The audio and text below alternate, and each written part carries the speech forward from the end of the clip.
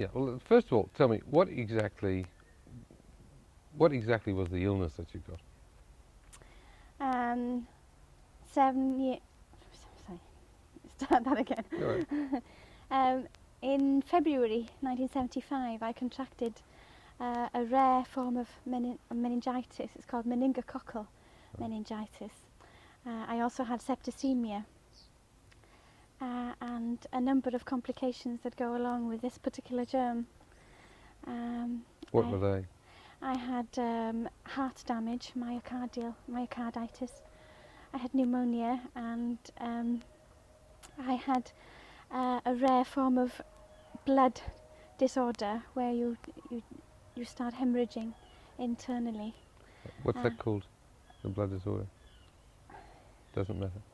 Intracapillary, something like that. I can find out for you. Doesn't matter. No, don't worry. And Yes. the blood damage was actually the problem with the blood was actually a complication. It's a wasn't it? complication of this particular germ, Right. and one of the big dangers is that you hemorrhage into the adrenal glands, and there's a name given to that. It's called the Waterhouse-Friderichsen syndrome, and that's usually fatal. Right. And I had that. Right. Now, how long did it take between the time you found you were ill and you ended up in hospital, like in a critical situation? I had a week of being vaguely unwell with a sort of sore throat, kept trying to fight it. And then on the last day of January, I had a few hours when I felt as if I was in a car going downhill without brakes. I just felt desperately ill. And somewhere during that night, I went into coma. Right. I happened to be staying with friends that weekend who found me the next morning, found me at the point of death, found me with the type of breathing that you have as a terminal event, Shane Stokes breathing, where you take a few breaths and then you pause and then you take a few more gasps. The doctor that came to me was a Christian that I was working with at the time, and he knew that I was dying. They got an ambulance, and whilst I was in the ambulance I did stop breathing, but as we drew into the hospital I took another breath. But it was very obvious to all the staff that the situation was extremely serious.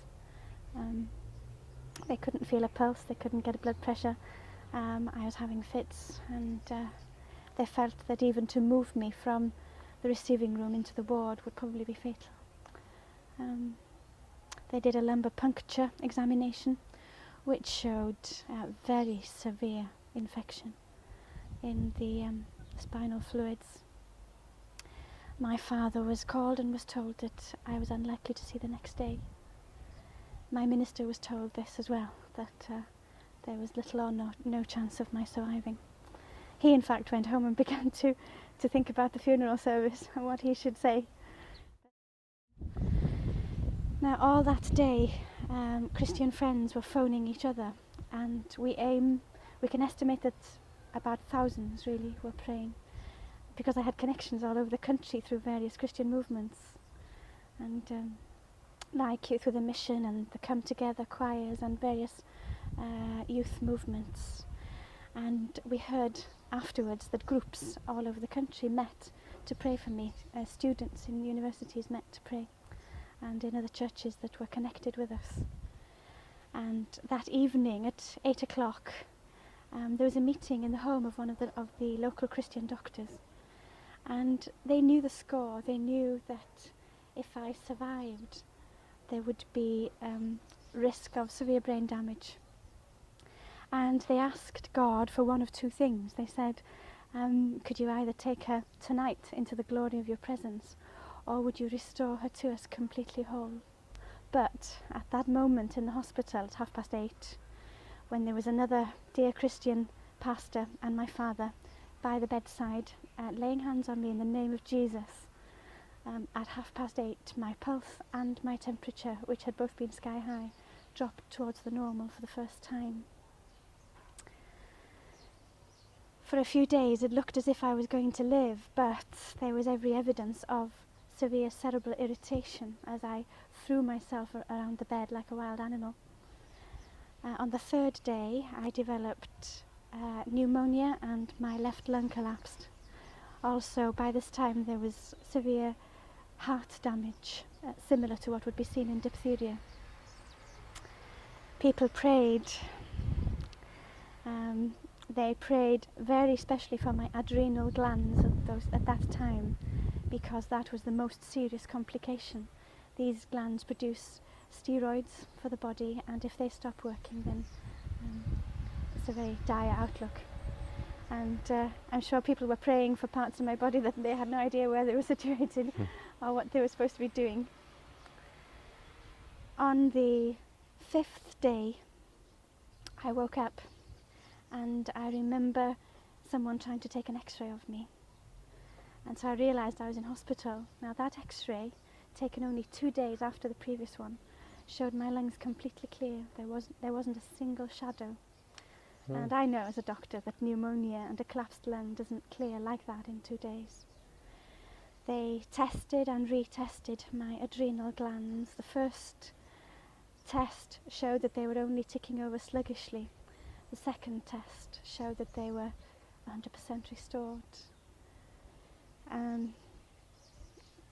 When I woke up, I realised that I couldn't see properly. I couldn't coordinate my vision. I could only see a rim around the left eye, and my eyes kept squinting in different directions. It was discovered that one of the many internal hemorrhages I'd had been at the back of my eye, on the retina, on the macula, which is the most important part of the retina for vision. And I was seen by a top specialist in the area.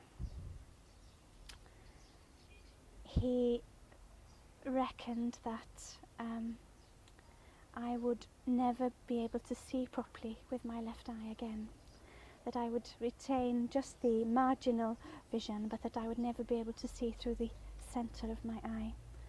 And as for the squint, I was told that I had too many other things to think about rather than that at that particular point in time. Well, as I lay there in those first few hours, I knew that I had come from the very edge of the grave. In fact, the last thing I remember before going into coma was diagnosing myself that I had Waterhouse-Friderichsen syndrome. So when I came round, I knew that it was a miracle, and people were coming in and speaking to me and were amazed that I at least had as much mental function as I had before, with no evidence of damage. And I lay there and I was asking the Lord. I had become a Christian when I was 16, and have a growing relationship with him. And I was asking him, Lord, where do we go from here? Because I knew that I was still desperately ill. I was having to be fed and washed and everything. And 3 words came into my mind from the Gospel of John, where it speaks of Jesus healing a man with the withered arm, and the record tells us that the Jewish people were furious with him because he had made this man every whit whole on the Sabbath day. Now I know that's in the authorized version language, but it was those 3 words, every whit whole, that came into my mind, and I felt that God was giving me that as a personal promise, and he gave me the faith to just take hold of them and say thank you, I believe you for that. After the eye specialist left me, I was pretty discouraged because my vision was quite distorted, and he had said to me that I would learn to live with it. From that point on, there was a steady improvement. I was seeing 2 of everything up to now. The next morning I woke up and I just saw 1, but it only lasted a few minutes and was gone. The next morning I saw 1 for maybe 5-10 minutes. The next morning for maybe half an hour. And by the end of the week my eyes were coordinating perfectly and the squinters never returned. I left hospital after 5 weeks. My heart was still damaged. I was needing to be carried upstairs. But my friends were all encouraging me to believe. And at times when my faith was low, they would say, never mind, we're praying, we're believing for you.